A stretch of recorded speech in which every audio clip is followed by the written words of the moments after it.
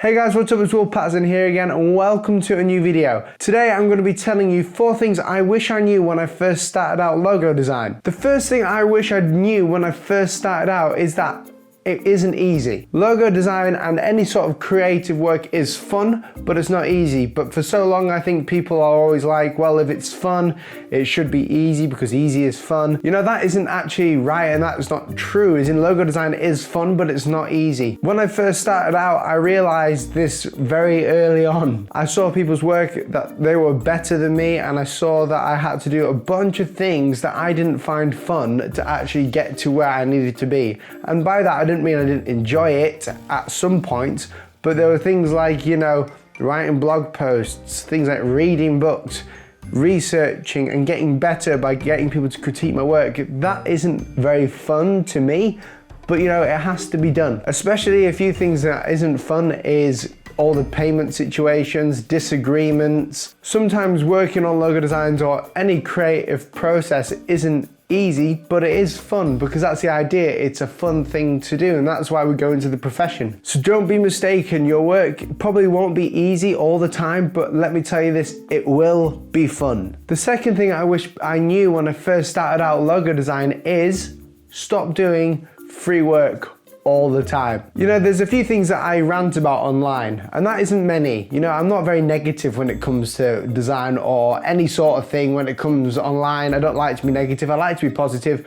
But for this, I have to be negative sometimes. There are a few people in the world that think that doing free work will gain you experience and promote your work. This is not true. It is shown to not be true. What it's actually doing is it's destroying the graphic design community and the creative community. It cheapens the value of our work. And I've got a great friend online who's a YouTuber. He's called Roberto Blake. You probably have heard of him. Go and check out the link in the description where it's going to show you about his Fiverr rant. If you're scared to charge people for your work, thinking that they won't want to work with you again, then they are not the right client for you. There is a client out there for you, and there are many clients out there for you that love your work and they want to have value from you to their business. That's what we do as designers and creatives. We want to be creatively adding value to their business, and that's the whole idea and gist of it. Doing free work is actually worse for you sometimes than not doing free work. There's a weird psychological thing, I don't know what it's called off the top of my head,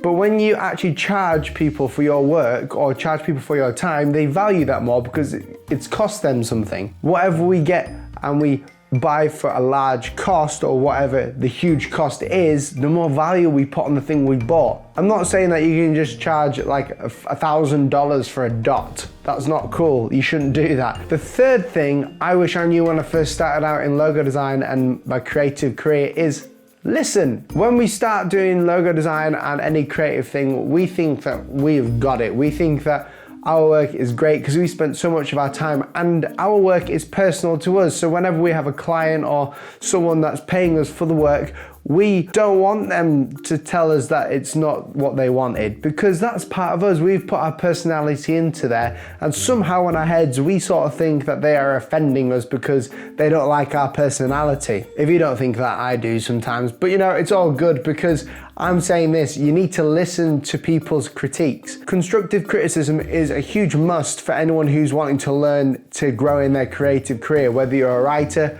logo designer, graphic designer, a musician. You need to have constructive criticism, and the internet is full of this now. On YouTube, people will constructively criticize my videos, and I want to make sure they are the best, and I invite anyone who wants to sort of criticize it in a good way and constructively my videos online, because I want people to look at my videos and be like, oh, that's nice, instead of going, ooh, that's bad quality, ooh, the lighting's wrong. And I hope right now the lighting isn't wrong. It's always very embarrassing when I get glare. So whenever you put a portfolio piece out on Behance or on your website or on Twitter, Facebook, Instagram, make sure you're always asking people for constructive criticism. On Facebook, there's a bunch of groups that you can actually join where people can criticize your work in a good way, and if they're nasty to you, they get deleted, which is very funny. If I put work out on my Behance, I don't want just people to say, oh, that looks nice.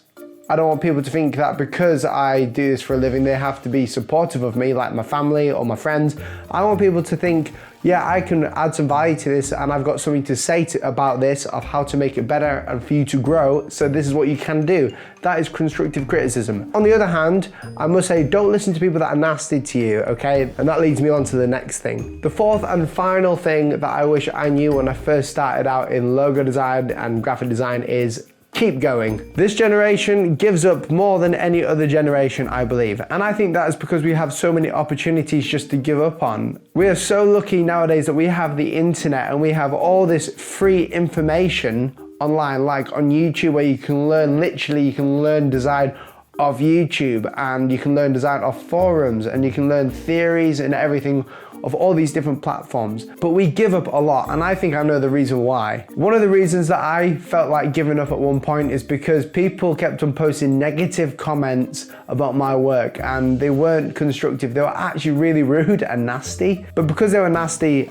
I felt like I had to listen to that, and then I had to sort of change my work around the nasty comments, and I couldn't decipher which ones were the constructive ones or which ones were the nasty ones. And this is a confidence issue. I'm not telling you now to not look at any constructive criticism. You need to look at it. But what I'm saying is you need to learn which ones are constructive and which ones are not, because sometimes you feel like giving up because you feel frustrated that you are not as good as another designer, or you compare yourself to someone else, and it's not good. That's another thing I could do a whole rant on. Comparison. People compare themselves, like designers and creatives compare themselves more now than ever before because of the internet, because we are fully surrounded with design every day. We're fully surrounded by creativity every day, and people on Instagram, you know, are getting more followers than us, or we sort of see people like getting more money for their work than we do, and we compare ourselves to that, and sometimes I think that makes us give up, or we feel like giving up because we're not at that stage yet. There will never be a time where you can stop growing. That time in your head where you think, yeah, if I can just get to there in my career, then I can stop growing. That's not gonna happen. That's not gonna happen. It's not realistic. There's always room to grow. There's always room to better yourself in your design career. And that is the whole idea of it. It's like a game of golf. You don't try and beat other people. You try and beat yourself, your last score. Every day when I come into work, I want to be better than I was yesterday. And I do this by practicing and consistency. Anyway, guys, thank you so much for watching this video. This video is really for anyone who's new to design, and who needs that sort of advice on getting started with it. It's more of a motivational thing. I like this setup. I've done it for the past, like, this is the second video I've done it now, so I'll be doing this more often, sitting down and stuff like that. So if you like the setup, let me know down below, but also let me know down below some advice that you wish you knew when you first started out in design. Also, you can follow me on Instagram, Twitter, Snapchat. And the last thing, PS, go and check out Roberto Blake's channel. I've linked him in the description below. He posts new content all the time, and it's always really good, and you always come back learning something new that you never thought of before. So guys, thank you so much for watching, and I'll see you in the next video.